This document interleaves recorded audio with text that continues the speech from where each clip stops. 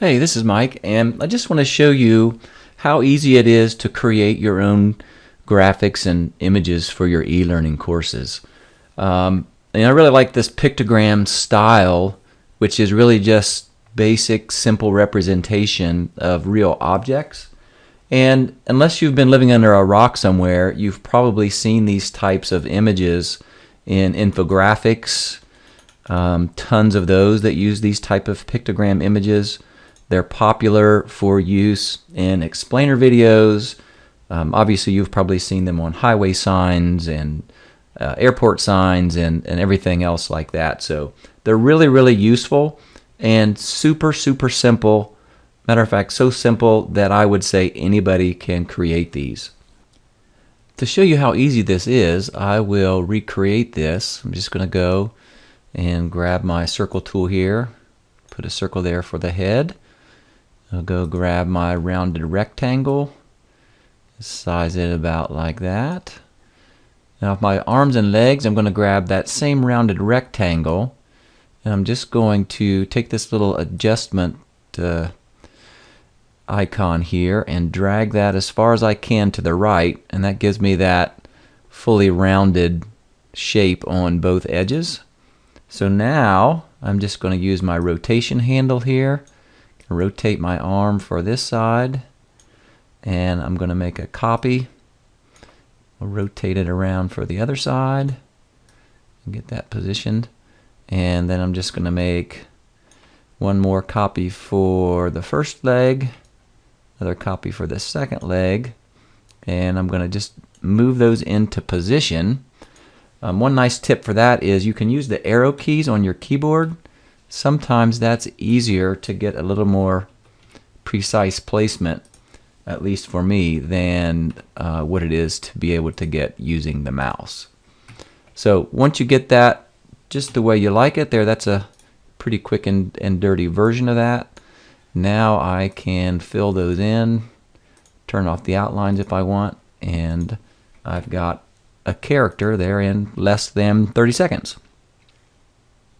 And then once you get started, if you need certain types of clothing or other kind of accessories like safety equipment or whatever the case may be, it's really simple to add those by just adding some other additional basic shapes. So I've kind of simulated a hard hat here with a orange half circle.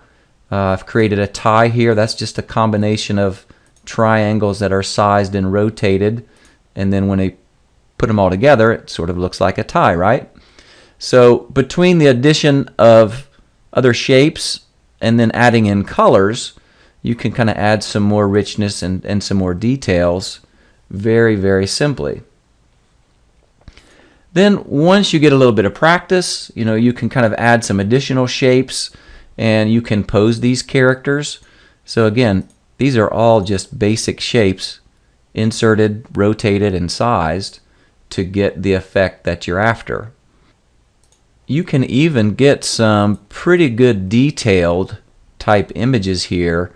So for this example, this came from a crane operator lift signals course, and we couldn't find any of the right images from any stock photo site, so we decided to build our own, and this is what we came up with, and I think they turned out pretty well here. So we've got just basic shapes, different types of hard hats. Here you can see, I think that's a pretty good looking representation of a hand. We've got a couple of different versions of hands here. And once you add in some arrows to indicate motion, you've got some pretty nice, really useful images that you can use. Now, once you start to look at things as being comprised of just basic shapes, you can start to make just about anything you can imagine. So here's an example of an overhead crane that we built. And again, if we break these down, it's just some squares and rectangles and circles and lines combined to make that nice looking shape. One thing that I have found helpful is once you get this all set up and arranged the way you like it, it's helpful to either group it, which we can do here by doing a right click and group, So now once I move that, I don't have to worry about getting all of the little small individual parts and pieces. Another advantage of that is I can now still go back in. So for instance, if I wanted to color one of those individual components, I can go back in there and I can color that in. I don't lose the ability to do that. The other alternative, instead of grouping, is you can use PowerPoint's merge shape tools. I've put mine here on the quick access toolbar because I use them so much. One of the nice things here I can do if I use this shape union tool is now I've actually merged that all into a single shape.